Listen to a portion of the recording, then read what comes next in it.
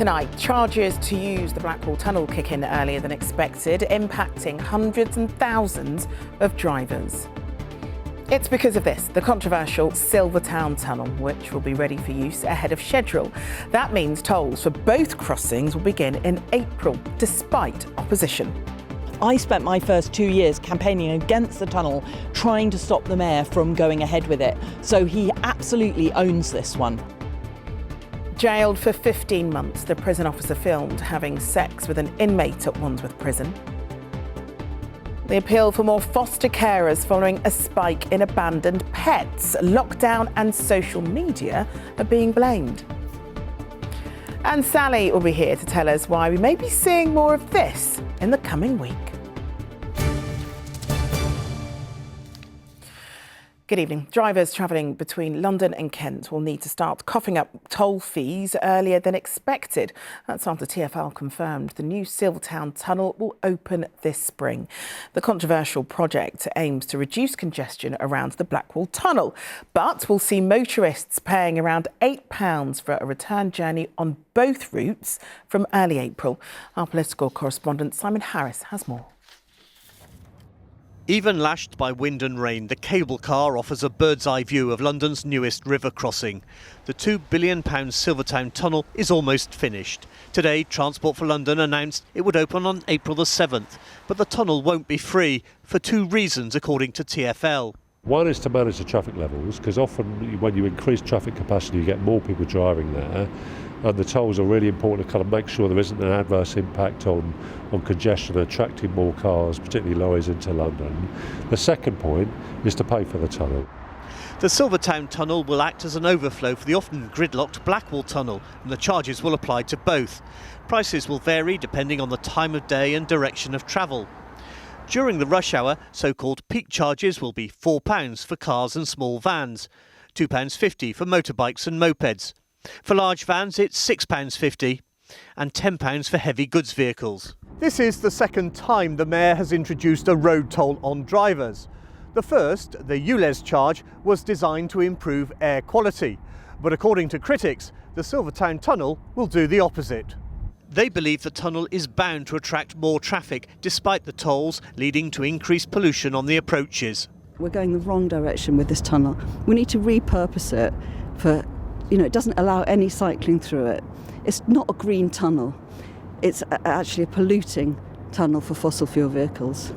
A spokesperson for the Mayor said the Silvertown Tunnel would cut journey times and help manage pollution. The project was first announced when Boris Johnson was Mayor, but finally given the green light by Sadiq Khan.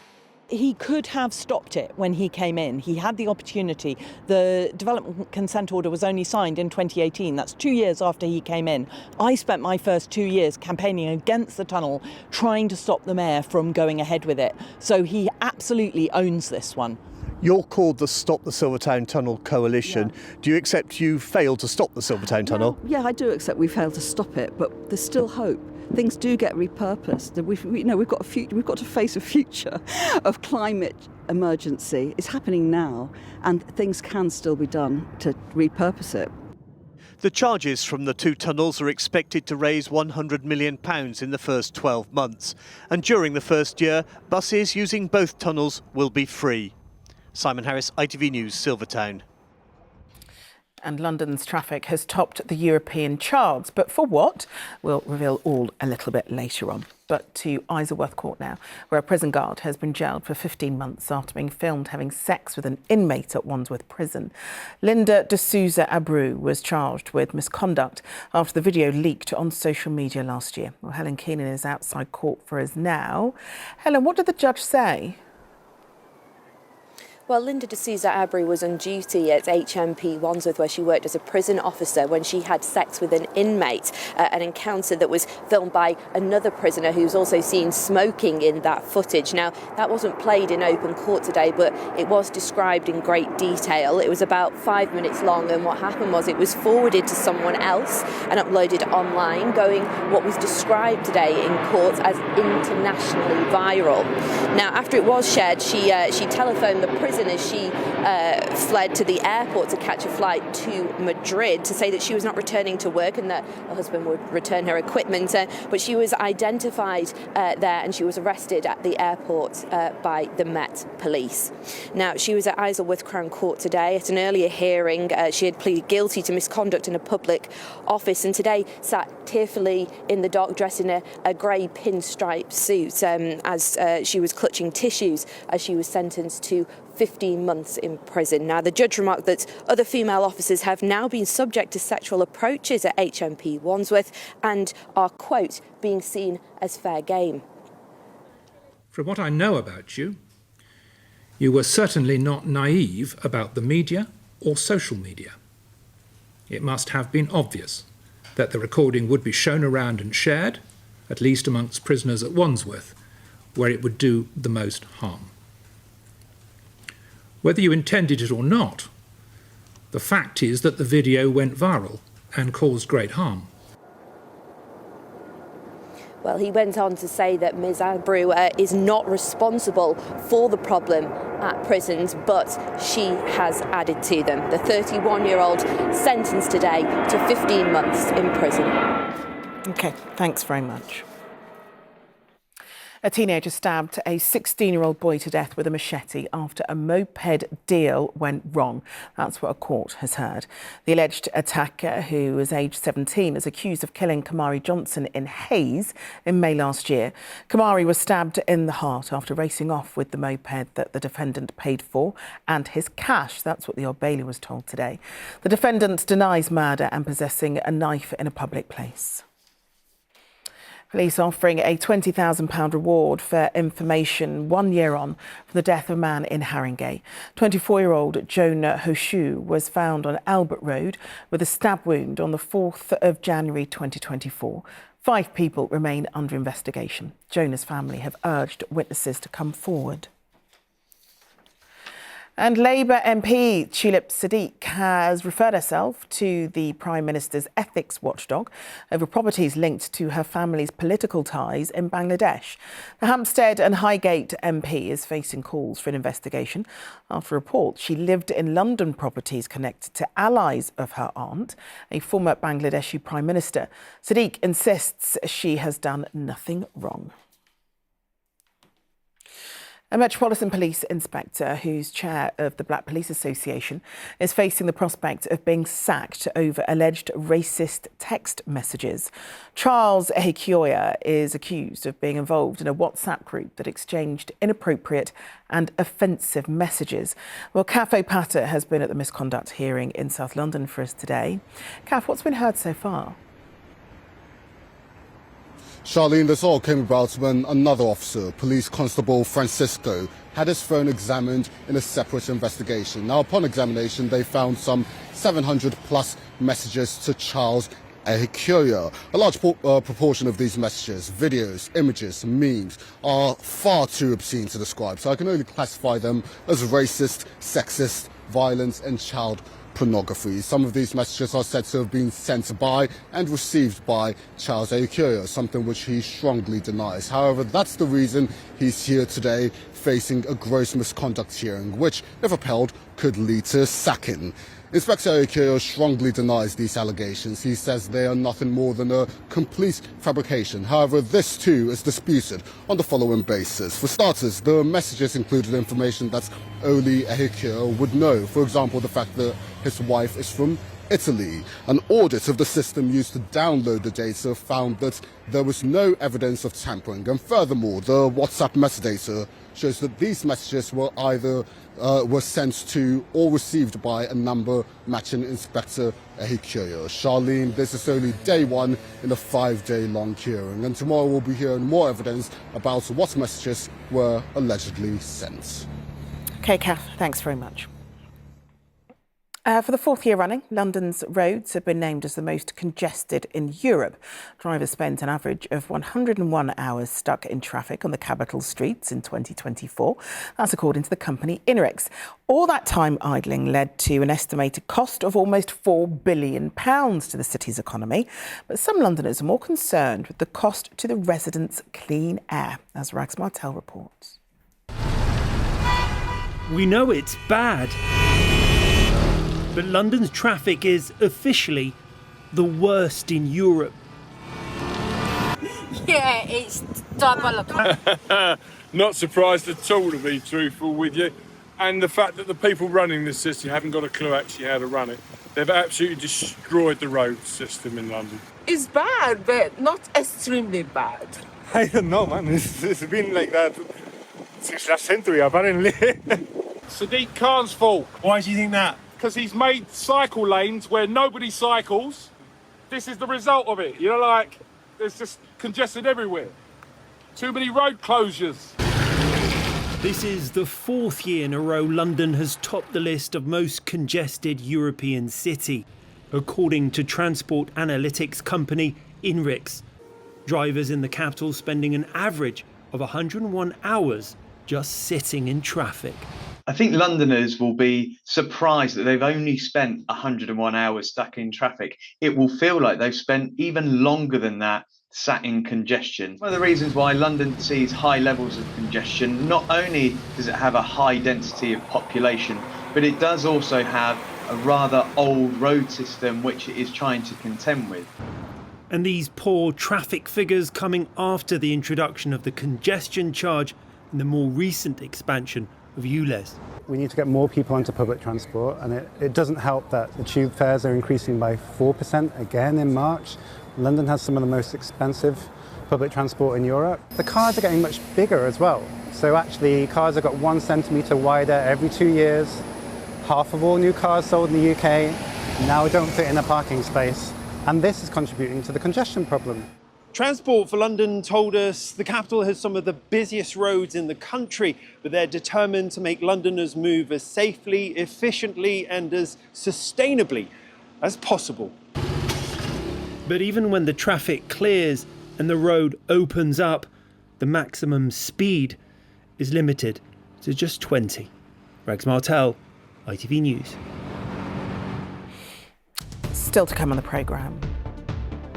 The plea for pets, Battersea Dogs and Cats Home looks for foster carers for abandoned animals, and Victoria Mrs Woodall, Mr James Woodall, for services to cancer care and cancer research for children.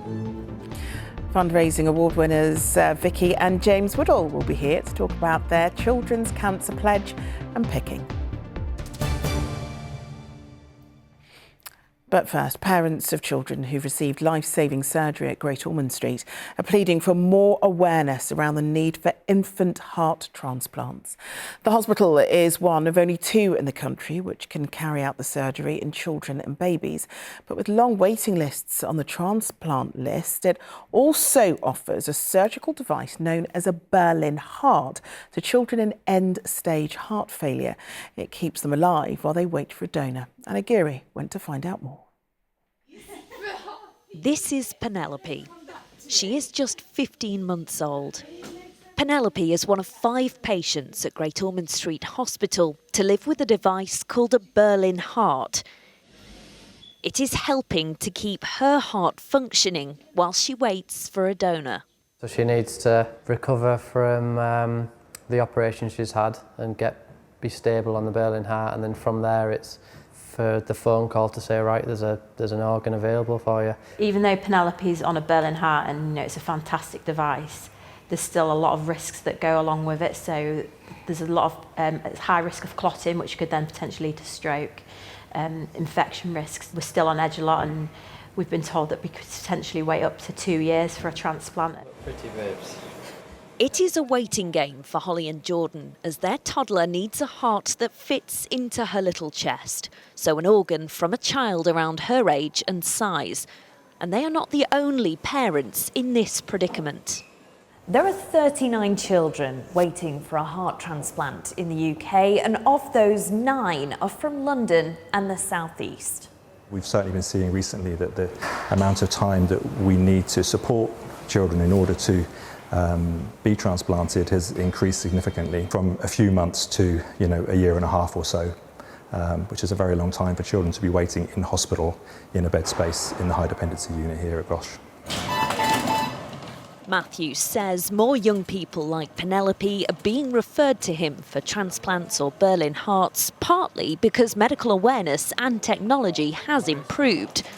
But only 40% of parents agree to donating their child's organs after death.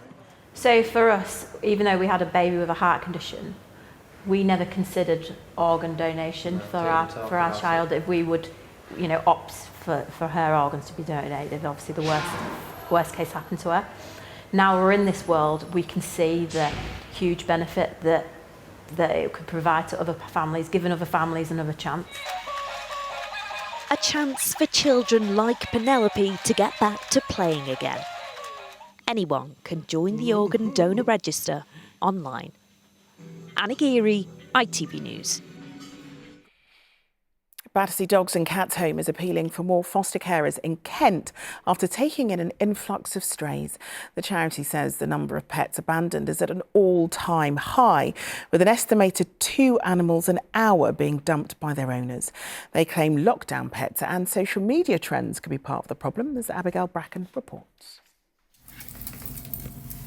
Panda, the lurcher, is among dozens of dogs ready for rehoming by animal charity Battersea.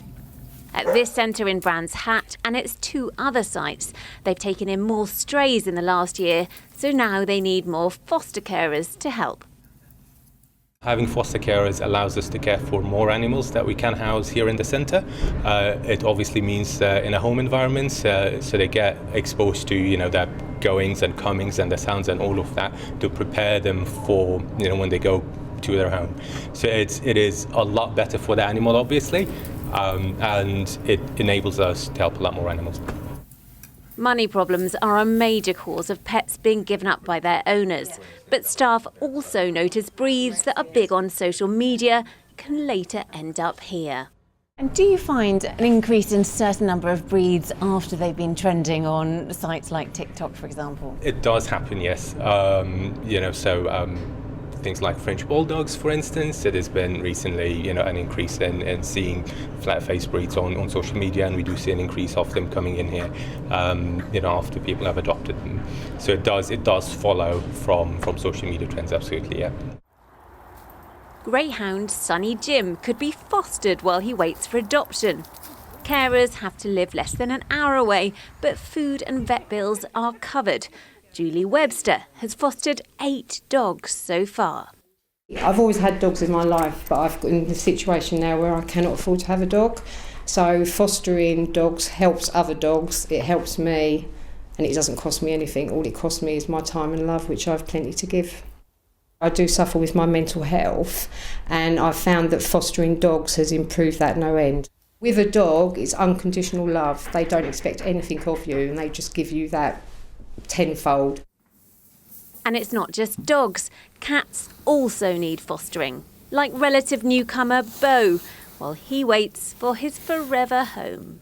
Abigail Bracken, ITV News, Brands Hatch. Now, you'll recognise our guests tonight as familiar faces on ITV News London since winning our Pride of Britain Regional Fundraiser Award back in 2018. When Vicky and James Woodall's son George was diagnosed with a rare and aggressive tumour in 2017, they set themselves a mission to raise money to tackle childhood cancer. The nurse said to me on that day, we have to work to worst case scenario. And I remember thinking, like, what does that mean? Like, are you saying what I think you're saying? And she goes, we just have to work to worst case scenario. Yes, this could well be, this looks like it could be a tumour. In setting up the fundraising page, it made us feel like we could make something good come of our awful situation. It just made us feel electric. We were experiencing the most horrific experience of our lives, and yet within 2 weeks we'd raised £100,000. Yeah, well, since then, they've raised more than £2 million, which has been used to support projects at London's Royal Marsden. George has been declared cancer-free, and they've just collected your MBE from Princess Anne. Huge congratulations. And he brought them in for us to have a look at. And I've learned something from you both today. This is your one, isn't it, Vicky? That's correct, yeah. And this is the men's. They're different. Yep. We didn't know either, actually. It was fascinating. I was quite pleased with that myself. Yeah. As you pointed out to me, the women's one is bigger. Yes, it is. We are definitely more important. How did it feel to collect it, though? It was just an electric day because there was 2 of us, we had our boys with us, so George and Alex, who are now 12 and 15. Wow. They're huge.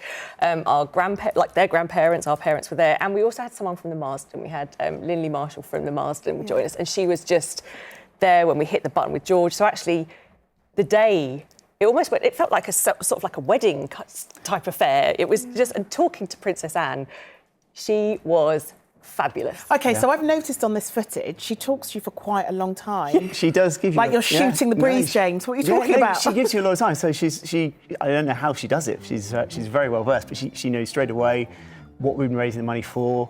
And, she said, what sort of things have you been doing? So what have you been up to recently? And so we're just giving her a run through of the silly little events that we've done, from our songs through to, running the Marathon de Sable, all the different things, and also all the other things that other people have been doing as well. So, she just spent a lot of time with us. I don't think anybody can really underestimate just the impact that you guys have had and that the charity has had. I mean, how important was it for you from the very start that despite what you went through, that you were actually wanted to help other families who are going through something similar? From the minute we stepped into that Marsden building and you see children with no hair and tubes, and it's the most harrowing yet heartwarming place to be. So actually, from that minute, we thought we needed to do something. Yeah. And as you saw in the film footage that just was played, we originally thought we were going to raise 100,000. And one of the questions from Princess Anne was, how did you get to 2.2 million? And it's just been a passion of ours for such a long time, alongside our day jobs, really.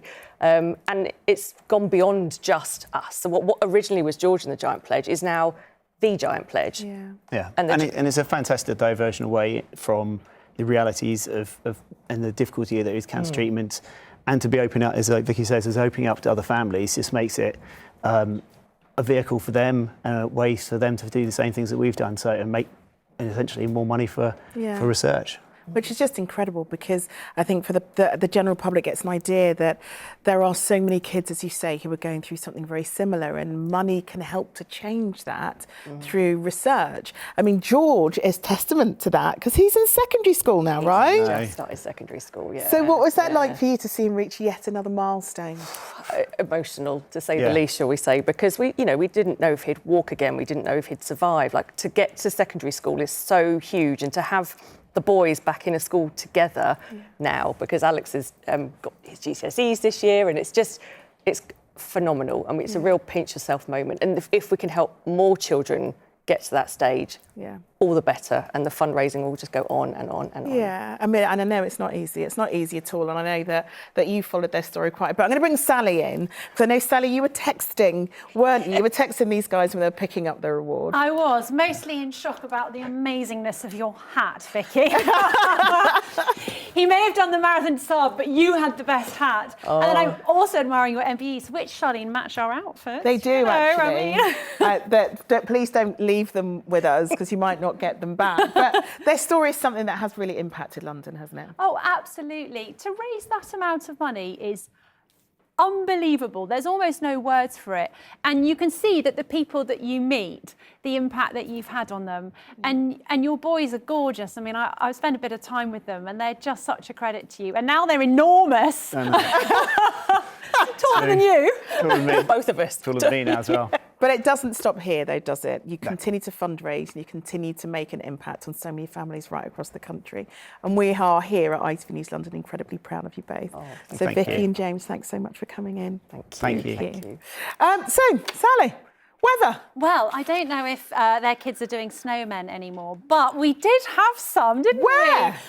Well, not now, but on Saturday night. Yes, did you that's not get true. Any? No, I didn't get any at all. Oh, well, we had a great night. We watched Sister Act 2, and then the kids were out the window every 5 minutes going, is it snowing yet? And eventually at 10 o'clock it started snowing. So the whole street was out at 10 o'clock building snowmen. Do you want to see what they built? Oh, go on. Actually, they did this the next morning, but take a look at this. Isn't that quite cool? I mean, they're a little bit... scrape any little bit of snow they could find off the floor. Is exactly it. There was nothing left anywhere in the street. Taking off the cars, scraping bits of anything they could find. Anyway, so there might be the odd little snowy shower around tomorrow morning, first thing, and we might get some in the south of London on Wednesday. Oh, so I might actually get some snow on Wednesday. Possibly, but there's an awful lot of uncertainty, as ever with snow. It's like sit on the fence and hope for the best. Right, here we go. Here's the forecast. Whatever you do, wrap up warm.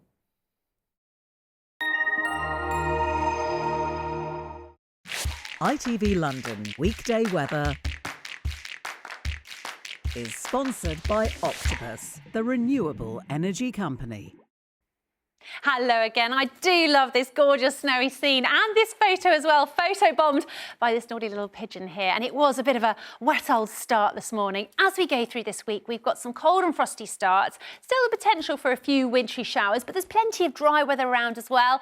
And all being well, some winter sunshine in the mix. So let's give you all the details. Tonight, we've got plenty of clear skies, a bit of cloud at times, for most of us staying dry. And we're looking at a fairly widespread frost, but there's a bit more cloud moving in by the end of the night and potentially some showers which could be a bit sleety or snowy. So just on any untreated surfaces, potential for a bit of an ice risk. Our temperatures are coming down really low tonight to below freezing in many areas. So we've got a really chilly start as we head on into tomorrow. And then the day itself not too bad. Emerging from that cloud, we should see a bit of that sunshine, another cold, crisp day. There'll be a bit of cloud around at times. Temperatures similar to today, chilly, highs of 4 to 6 degrees, but the wind's just a little bit lighter tomorrow, so hopefully not feeling too bitter, but it will still be a really cold day. And as we go into the evening, colder again, lots of clear skies, light winds, and so we're expecting a widespread frost as we head on into tomorrow. Now let's talk about Wednesday, because we're watching this system here, which could well, to the south of Greater London, bring some sleet and snow, but there's a lot of uncertainty around it, so we're just keeping an eye on that. For Thursday, a better day, drier and brighter, a bit of a northerly, so it is going to be chilly, in fact staying chilly throughout. That's it. Cheerio. Octopus Energy sponsors ITV London weekday weather. Finally this evening, a pint-sized rescue kitten who was handed into the RSPCA in Slough with one eye and a cleft lip has found a new home. The tiny kitten, who's been called Benny, was adopted along with his brother by a couple who already have 3 friendly cats. Vets have said they expect Benny was born with one eye and has no health worries. He's just exceptionally small. His new owners, Sam Dye and Hannah Grimwood, say he's settling into his new home and is being looked after by his siblings. That's it from us for now. The evening news is next with Mary, of course. But for now, from all of us on the London team, enjoy the rest of your evening. Bye-bye.